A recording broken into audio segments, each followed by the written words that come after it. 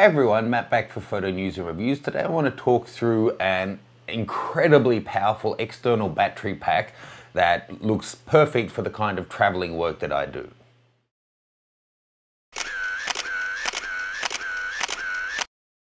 Okay, so traveling a lot and using my MacBook Pro, which is right here, along with iPhone and all different devices, it all takes a whole lot of power.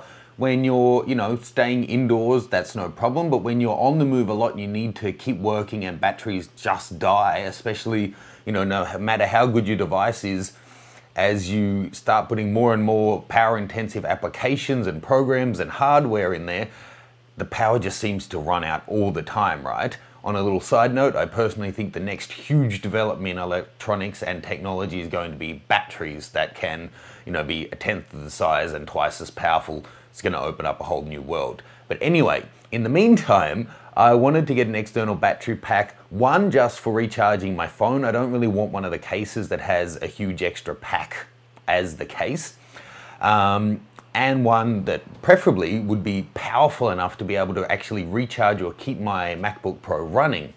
So after a bit of research and throwing it out to that Nikon Guy community to get some feedback, I ended up getting this Hyperjuice. This is a Hyperjuice 100.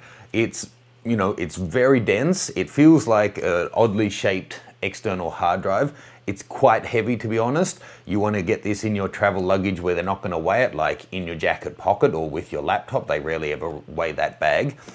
But this guy is incredibly powerful. If you've ever looked at external battery packs, they're often rated like 3,600 mAh or 7,200 mAh or even up to 10,000 mAh.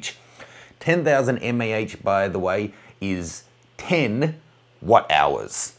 So this one is 100 watt hours. Have I got that terminology right?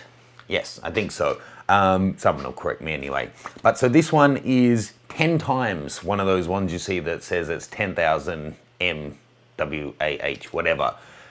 Basically, it's really, really powerful. This has more than a full charge for the latest generation MacBook Pro Retina display, yada, yada, yada.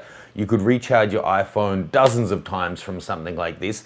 It's got power output so you can charge your MacBook Pro and two USB devices like two iPhones or two iPads all at the same time with this guy. And it's got a little display so you can see what it's doing, how its capacity is, and how its internal temperature is as well.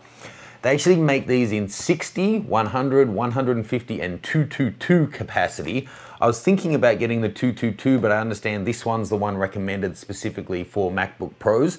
And if the size and weight goes up proportionately, if it was 2.2 times bigger and heavier than this, I think it would start to get a bit prohibitive with the amount of gear I travel.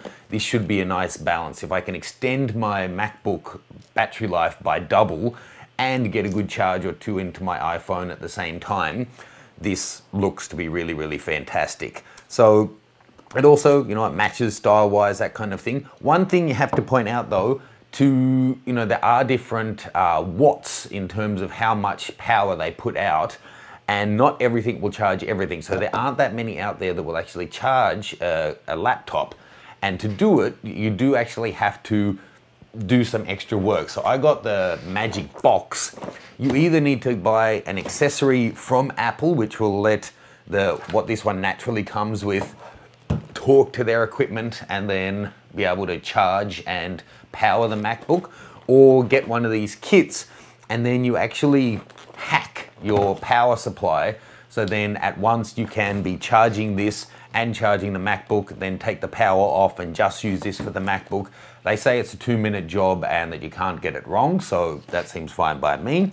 And then this does also allow you to recharge from a car's cigarette adapter and different stuff as well, all for this little box. This one's about an extra 50 bucks, I think, to get that full kit. But, if you're traveling a lot, if you're using high power equipment, and especially if it's for work where you're spending a lot of money on the equipment and there's a lot at stake for you getting things out and not running out of power, spending an extra couple of $100 to double the life of that stuff is, for me at least, a really good investment, and I hope it works out. So I'm going to be traveling a lot more in future, so you'll see me working off this guy and giving you my feedback as we go.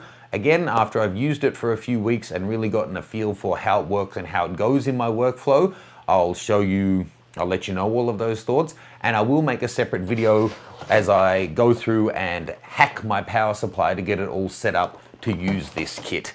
If you have any questions or comments, if you're using Hyperjuice or if you have any general ideas, please fire away. I'll see you soon. More photo news and reviews.